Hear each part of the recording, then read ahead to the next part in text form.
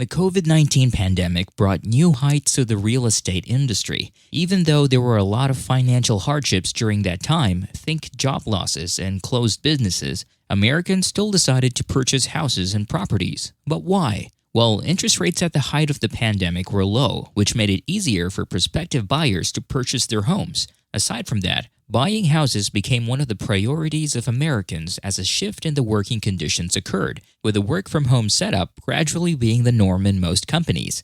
Also, during the pandemic, lenders created more lenient policies for borrowers in order to help them with their mortgage schedule.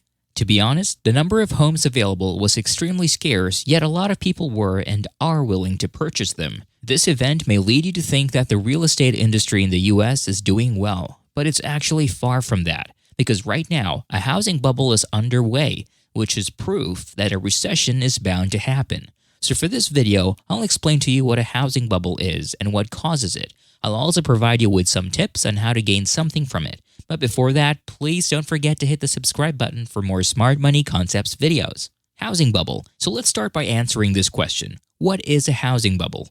A housing bubble is a temporary market situation wherein housing reaches crazy high prices that are neither attainable nor sustainable. It can happen when the demand for housing and properties surpasses the current supply. This leads to a swift increase in the prices even in the short term. A housing bubble often makes potential buyers feel that they need to pay higher than usual so they can get the property that they wanted to have. Listen, you have to remember that a housing bubble is different from a hot real estate market, and the difference lies in the word temporary. As with any other type of bubble, a housing bubble is short-lived but can happen for months or even years. A housing bubble has the potential to create a hot real estate market and can lead to a significant and lasting effect on everyone, from ordinary people up to the actual economy. This compels people to do whatever it takes to afford a house, that they even take on tons of debt and, in extreme cases, touch their retirement funds. For you to easily recognize it, a housing bubble is frequently linked with lower mortgage interest rates as well as first-time home buyers. But what are the major causes of a housing bubble?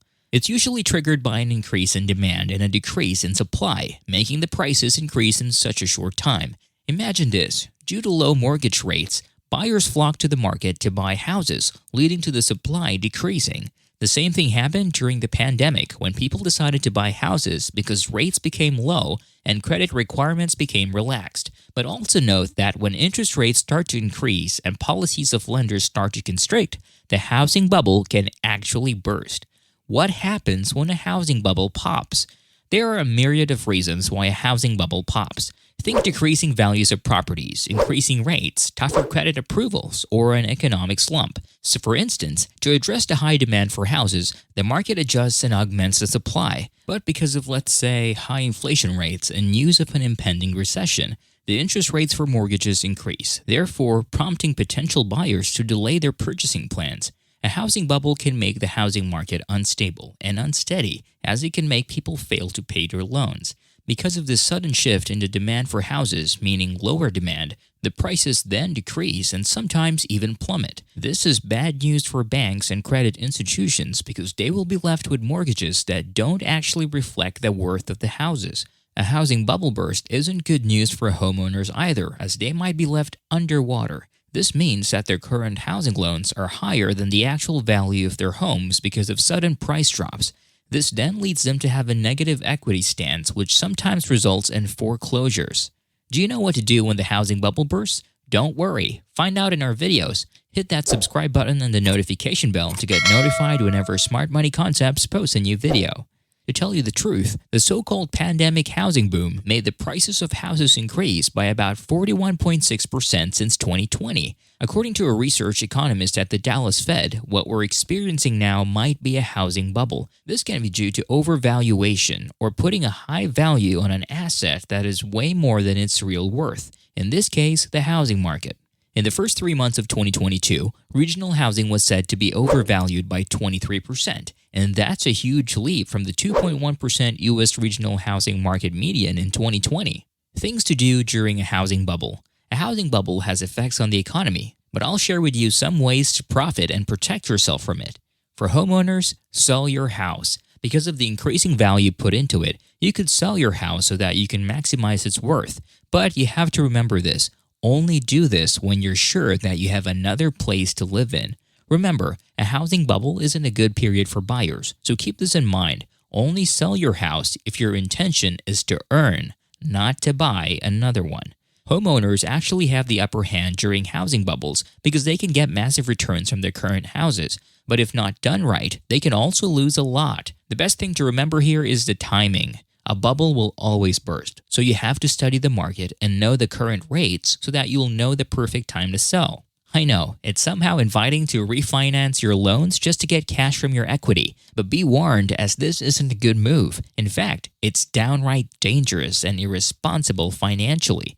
Why? Because once the bubble pops, your property may lose value and it may be difficult for you to sell it and recoup the original mortgage balance. Plus the money you've borrowed against your home's fictitious equity when you took out your cash refi during the bubble. Instead of doing a cash-out refinance, try to save your money first so you'll have an emergency fund for you to bank on in case things get a little tough. If you plan to refinance just to get the cash to buy luxury things such as vehicles and new gadgets, or you just want to pay credit card debts, then I assure you that this is the wrong move. You're just making yourself more vulnerable to foreclosures and increasing personal debts that it might be even harder for you once the market stabilizes.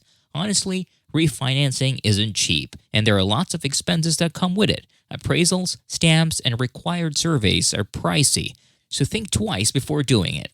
Make yourself recession-proof. Watch our video so that you'll be prepared. Hit that subscribe button and the notification bell to get notified whenever Smart Money Concepts posts a new video.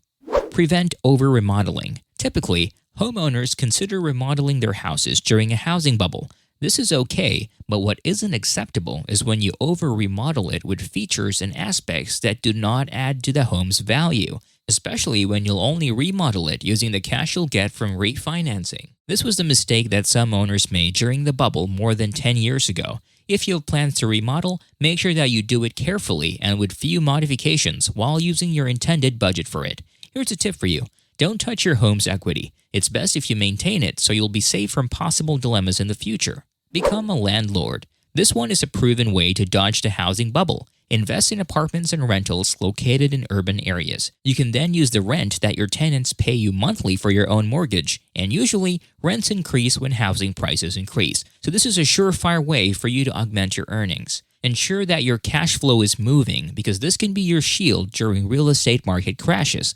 Also, when you have the money, try to buy more properties and invest in them. But you have to remember, you must have an emergency fund for your property investments. There are ups and downs when it comes to businesses, so it's best if you're prepared in case the need for rentals wanes. For buyers, delay your plans of buying. A housing bubble isn't the best environment for buyers, so it's better if you don't purchase a house first.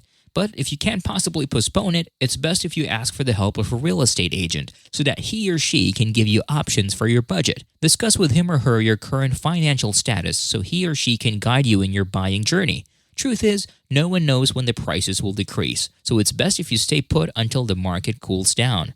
The supply is still down at the present, so you have to note that options are not as many. But here's the thing, if you see a house that you really like and you aim to live there for a long time, it might actually be more affordable than renting out an apartment or a house. After all, you need a roof over your head. The housing market is volatile, so you need to learn to adapt to it. So the best thing to do is to prepare so you'll be protected from any potential financial shambles. Do you have any plans to buy a new family home? Have you found the best one for you?